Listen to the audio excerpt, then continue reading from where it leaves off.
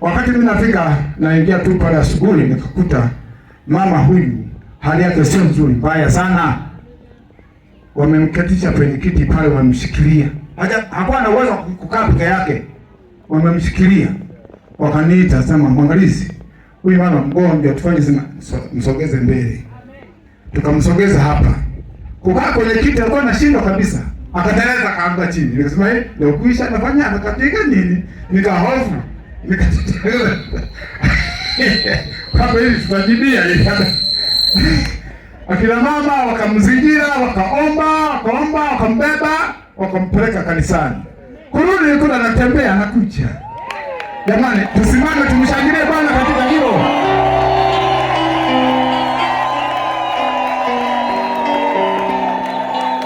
Bwana Yesu asifiwe. Bwana Yesu asifiwe. Hata yeye atajieleza. Amekuja hajielewi hapa. Baada hapo nikasema, Mama Mbwala kama kiongozi ulisimamia kumwombea huyu mama na wenzako, yeye akasema naogopa hata kujieleza, sema watakusaidia mama hapa. Karibu. Jina la Bwana libarikiwe. Amen. Ninawasalimia katika jina la Bwana. Mimi kweli sikutegemea kwamba nitakuwa na kazi kama hii.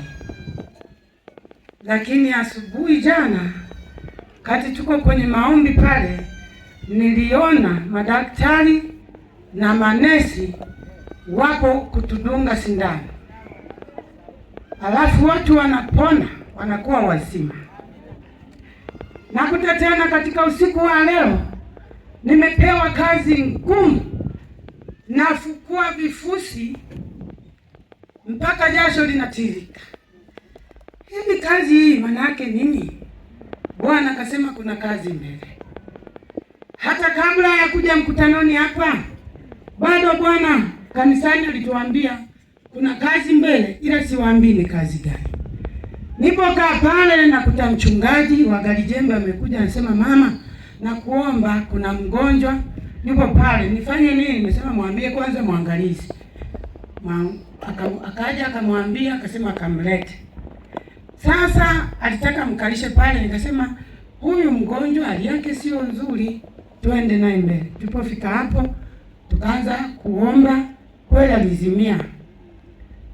Tukaendelea kumuombea, mapepo yakaanza kutimka. Mguu alikuwa analia machozi na mimi najifuta kimya kimya, namuonea huruma. Basi baada ya kwenda mle kanisani, tumembeba na vijana. Moyoni nasema vijana sasa hapa tuachie kazi. Nakuta vijana wametutulia na wanaondoka. Sasa nikasema Mungu wangu tusaidie. Kweli wa mama tumejitahidi kwa uwezo wa Mungu, kama Mungu alivyosema kuna kazi mbele. Nikakuta Mungu anasema hii ndio kazi niliyo.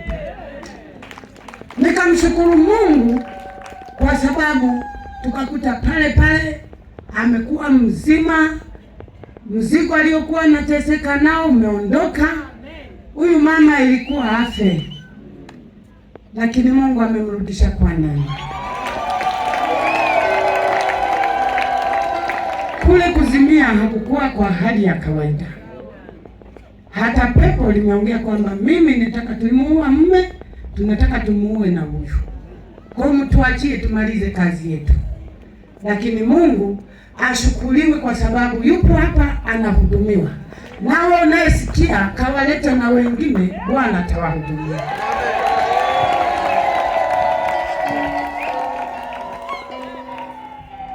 Amesema ameteseka kwa muda mrefu. Na jana alikuwa hajitambui kabisa. Anasema nimepima mguu huu hospitalini umeshindikana, wamepiga na x-ray. Jana ilikuwa nirudi tena hospitali, lakini hali kawa mbaya, sijiwezi na sijitambui. Kwa mchungaji amemsaidia, hata waliomleta wamemsaidia kumleta hapa. Akasema siende tena hospitalini, twende mkutanoni.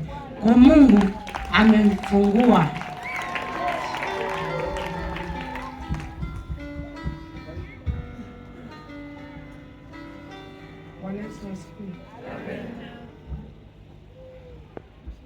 hana shida nisikie. Mshikie. Kwa kweli jana nimekuja hapa jioni, ninavyorudi nimefika nyumbani saa moja. Fika nyumbani namwambia mtoto, leo hii hamna kupika wala hamna kula. Mtoto ananiuliza, mama, kwa nini hatuli? Nikamwambia hapana, wala sina hamu ya kuoka moto wala kupika. Kweli mtoto alikuwa anaenda kwa jirani amekula. Nikasema mimi sipiki leo. Kwa kweli ilipofika saa 3:30 nikakuta maluelue kichwani. Nikasema nisemeje, nimpigie baba mchungaji simu, lakini nitamsumbua baba. Nikakuta tu roho, yani najisikia maluelue. Kwa kweli siwezi kuongea. Nimeondoka hapa, yani sijui kama nilikanyaga kwa mguu au nilipanda gari. Najishangaa niko nyumbani, gari jembe. Nyumbani nimefika saa 4:30 ya usiku. Nimechafuka, mtoto amechafuka. Wakawa wananiuliza, mbona nimechafuka? Nikasema hapana, nimeamua nije huku. Lakini sikujitambua kama nimepanda gari. Kwa kweli nimelala. Usiku nimeota mtu amechukua kuni zile matawi yale, anakoka moto, anasemaje, hii nyama yako ni tamu. Inabidi hii nyama yako ukate mguu mmoja huu tule, ndio itakuwa safi, upike na ugali. Nikasema kwa kweli hamwezi kufanya kitendo kama hicho. Mimi namjua Mungu, kwa nini mnaniwinda? Mbona nimekaa sana huu mguu? Yule mama kanijibu akasema, nimekutesa vya kutosha, sasa nataka nikumalizie ili familia yako iangamie. Sasa niko usingizini. Niliposhtuka kwa kweli sijajitambua. Sasa wanaponiambia asubuhi kuwa ulikuwa kichaa, tumeenda kukamatia kule chini barabarani, kweli nilikuwa sijielewi. Yaani nilipoteza ufahamu kabisa. Kwa kweli waliponiambia vile, nikasema basi kama nilikuwa hivyo basi ni Mungu ameniokoa. Kweli nilipotoka sijajua kama nimepanda gari au la. Mpaka saa hizi sijui nimekuja na nani kufika mahali hapa. Najishangaa tu nimo ndani naombewa. Nashukuru Mungu ameniponya. Tumshangilie Bwana, tumshangilie Bwana. Haya, tunamshukuru Mungu sana. Sasa kuna wengine hata jana wamepona, lakini haijatosha. Tusimame juu na kurukaruka na kushangilia. Shangilia Bwana, mshangilie Bwana, mshangilie Bwana.